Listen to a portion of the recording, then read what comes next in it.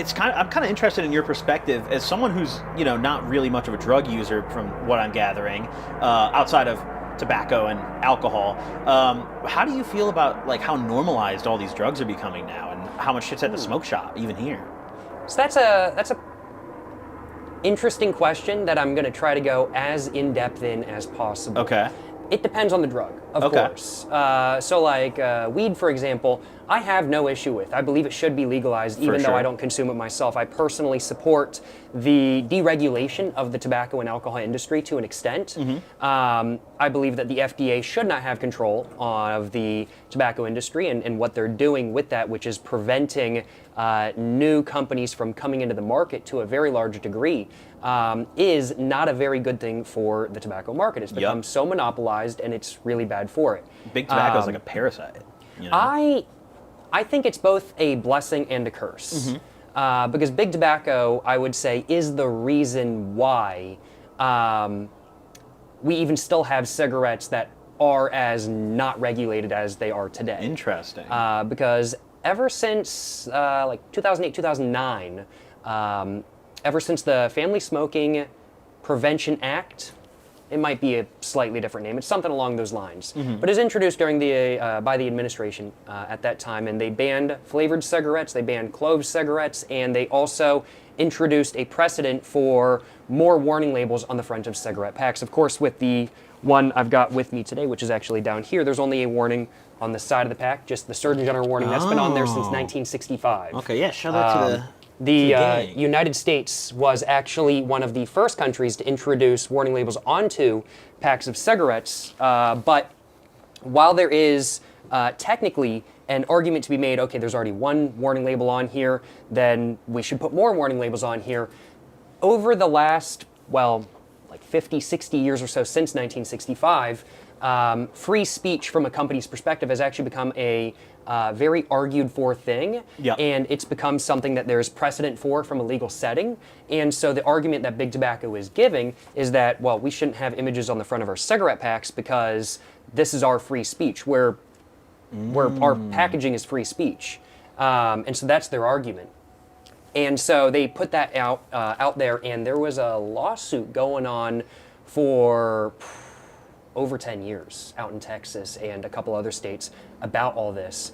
Sadly, about a year ago, they did lose the lawsuit. Big Tobacco lost the lawsuit, but they held off on warning labels on cigarette packs becoming a real thing for over 10 years, just with the amount of money they have because they're Big Tobacco.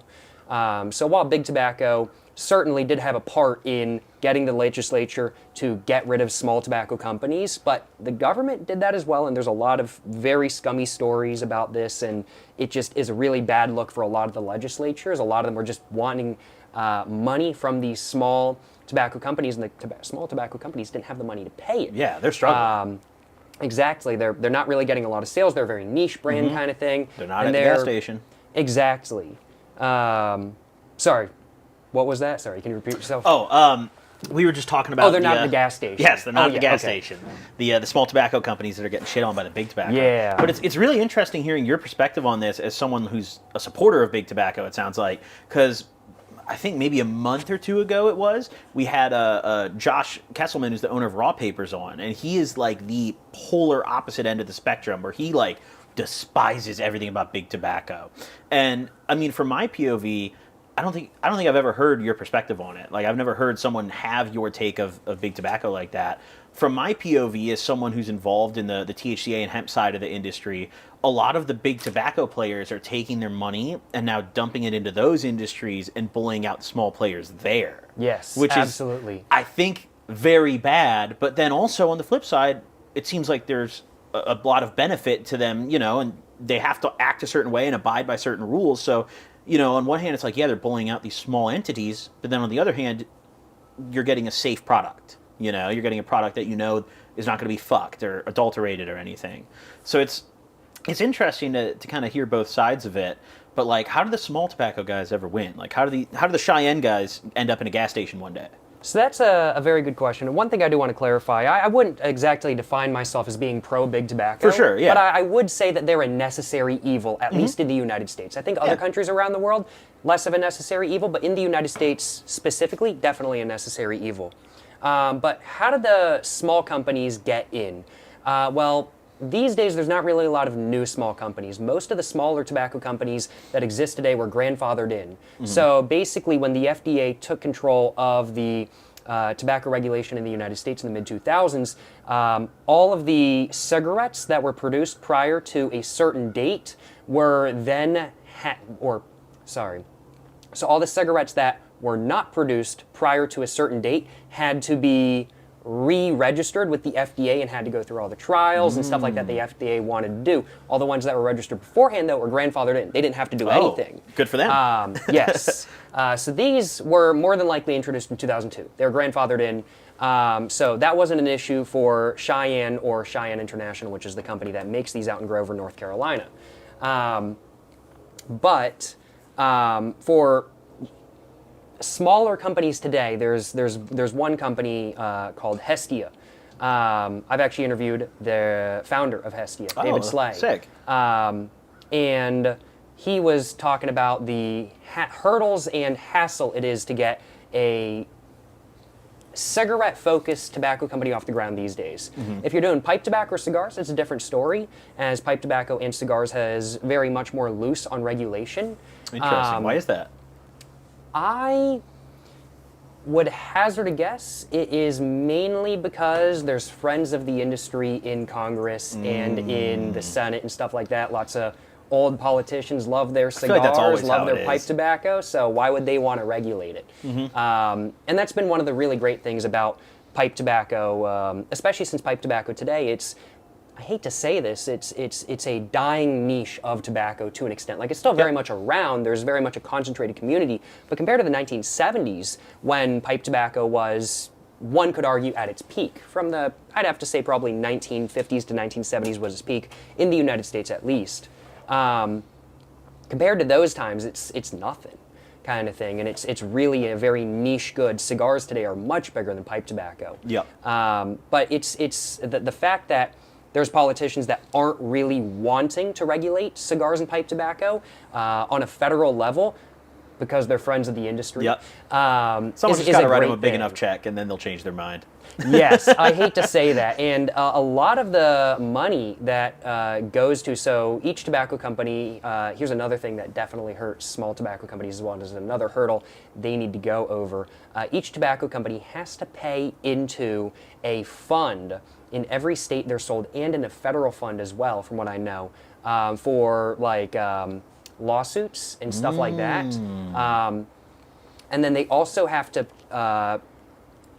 I don't know if it's a have to or if it's more a they're highly encouraged to, but a lot of money that tobacco companies give out to the government is then given to anti-smoking campaigns. Interesting. Which is really amusing. So like the Truth campaign, for example, they don't publish this, but I'm hazarding a guess they're pretty much entirely funded by the tobacco industry. It's hard to imagine who else is funding it, you know? Exactly, Where's that money yeah. coming from? Yeah, I mean, like, there's no money in making anti-smoking Yeah, commercials. no one's paying for so- that. Exactly, Yeah. But that's definitely another hurdle that small tobacco companies, if they want to get on the market today, have to go through. And of course, pipe and cigar companies don't have to pay into that. They don't have to pay anybody except for the federal government their tax money, Yep. essentially. And then there's also just the FDA not wanting to reply to you. The FDA Yes. has no sort of, we have to reply to you by X date kind of thing. Whether They it's can just a drag yes or ass no. as long as they want. Exactly. And with Hestia as a brand, it took 10 years for them to get their cigarettes approved. That's nuts. 2012 to 2022. Dude. Crazy. Absolutely wild. And during that 10 years, do you just sit there with twiddle your thumbs or what? That's pretty much what happened from what I know. That's Yeah. crazy. Crazy. That's such a fucked system.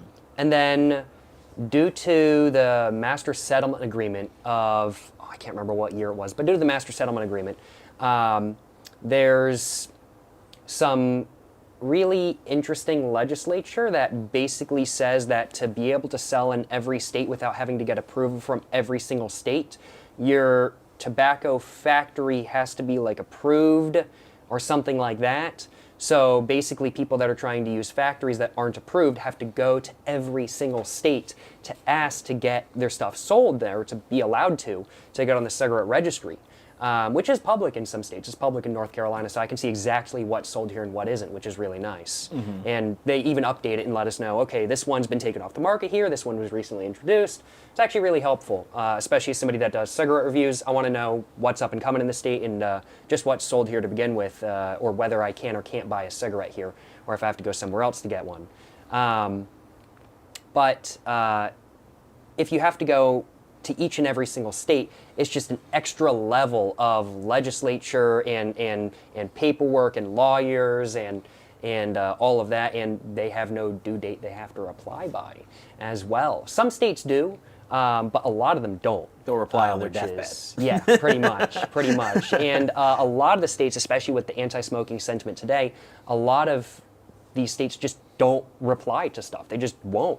So really the only way for small tobacco companies to get their cigarettes sold throughout the entirety of the United States right now, unless they want to buy a factory that's already been pre-approved, they have to go through a factory which is pre-approved but also makes other cigarettes, and so they're just making those other cigarettes on, well, the same assembly line, but essentially just it's a different brand owned by a different person, but they're making them. So it's a contract based, I guess, which is not very good for the brand, of course, because you're just introducing one more factor in there. Yep. These people could sue you if you don't pay them exactly on time, or any number of things could pop up that could hamper how your brand is doing. It's pretty wild, I will acknowledge. It's really interesting hearing you like talk this in depth about tobacco, because I've never met someone who's this much of an enthusiast about this kind of stuff. And it really reminds me of like a lot of the people I know in the weed industry. Like the way that you're talking about this tobacco stuff is the same way that like if I sat down with someone who has a weed brand, they'd be talking about weed products and stuff. It's really interesting to hear like the level of knowledge you've got as a consumer. Have you always just like studied up, or like how'd you learn all this? I looked into starting my own tobacco company. Oh. I've decided cigarette tobacco company is not something I have any desire to do due to all of the reasons I just listed. And of course, for the audience, I want to clarify, I may be missing one or two details, or I may have gotten something wrong. I'm not an expert on the subject, I will acknowledge. We're not lawyers. Yeah, precisely. I'm not a lawyer, I'm not an expert on the subject. So take what I say with a grain of salt, of course. But I looked into, okay, what would it take to start my own cigarette company if I wanted to do that and I had the capital to do so? What would it take? And I did a bunch of research. I ended up talking with David Sly, the owner of Hestia, as previously mentioned, and after having talked with him and after having done research, I was like, this is not something that I have any desire to do. Yeah. This sounds like it would be nothing but a hassle if I wanted to do it, especially since I'd be wanting to do it more small scale. And that's without even mentioning that cigarettes in the United States can't be shipped. You can't ship them via UPS. There are some companies, not going to name any names because I don't want to get anybody in trouble. But there are some companies that don't ask, don't tell kind of thing. But through UPS, it's actually federally illegal to ship cigarettes in the United States. Oh, wow. Cigars and pipe tobacco, though, it's legal. That's weird. Yeah. So if I was going to start a tobacco company, I would more than likely be trying to do so with a pipe tobacco company. Because with pipe tobacco, not only is it taxed at a lower rate than cigarettes and rolling tobacco, which is also illegal to be sold in the United States, or not illegal to be sold in the United States, but illegal to be mailed in the United States. Got my words a little bit jumbled up. But I could make a pipe tobacco that is thinly enough cut where it can be rolled, but it's still pipe tobacco. And there's actually a bunch of companies on the American market that have taken advantage of that. There's one brand called Cherokee, not made by the Cherokee Nation, used to be, not anymore. Change the name. I'm pretty sure the Cherokee Nation got their money's worth out of the company. It was bought by a bunch of pretty high-end people. And they're making stuff up in, I want to say... Dude, those Native Americans are killing it, bro. The Seminoles got the casinos, bro. Cherokee's got the cigarettes. Those boys are up, dude. Absolutely, without a doubt. Get me in a tribe, dude. They've got King Mountains up in Washington as well. Up in Canada, they've got the Grand River Enterprises Tobacco Company, which makes Senecas, and they sell Senecas in the United States. They also sell cigarettes in Canada. I went to Mexico, and I was like, oh, cool, like a $1.25 pack of cigarettes. Sweet. It was at the Tiendas 3B, which is like a budget Aldi type store in Mexico.